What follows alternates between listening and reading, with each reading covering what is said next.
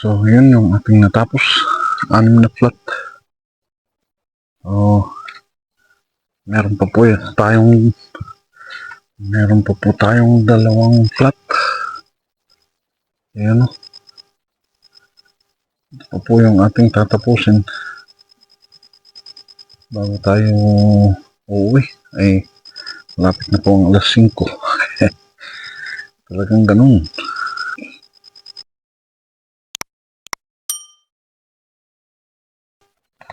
Ayan, isang magandang hapon mga kaibigan, mga ka-farming. Tayo ngayon sa ating bukid. Kaninang umaga ay naglilinis po ako.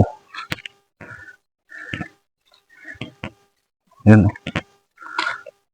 Ito po yung nilinis ko kaninang umaga. So ngayon ay ating pagpapatuloy po doon. Ang ating lilinisin.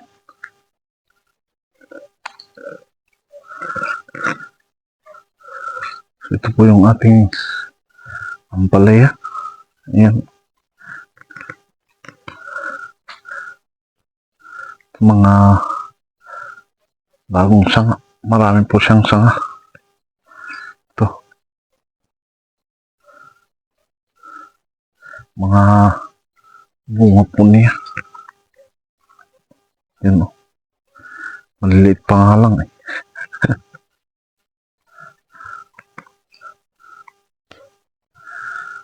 So, dito tayo magsisimula.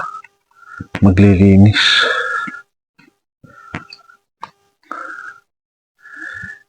Ito kasing talong po natin ay may mga uod naman po.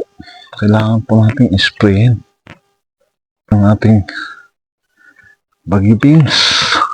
Yan.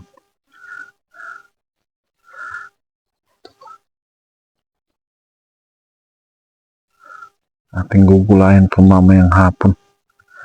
Ang ulam po natin. Ito pa.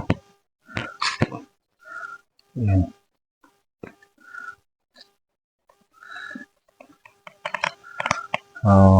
Ayan na tayo, maglilinis na po rito. Para po matanggal na po natin yung mga malalaking damo. Yan po. Para bukas ay magpataba at mag-spray ito sa ating talong para hindi po sirain ng mga uod. So, simulan na po tayo sa paglinis po natin ng damo.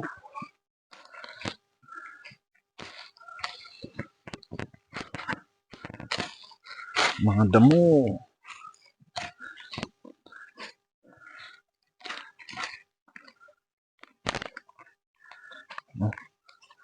Ito, mga maraming damo. Hirap kontrolin talaga ang damo pag dumami. Yan. Kagandahan nga pala ng may plastic mulch. Di po na dinadamo dito sa malapit sa puno. Konti lang po yung mga damo.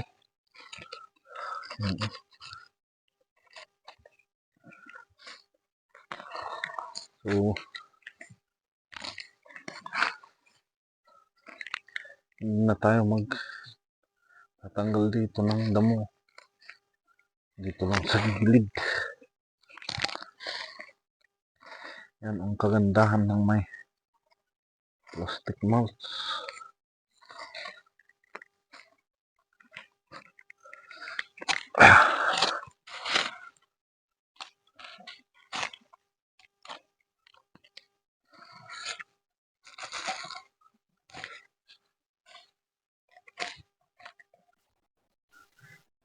So, yun yung ating natapos.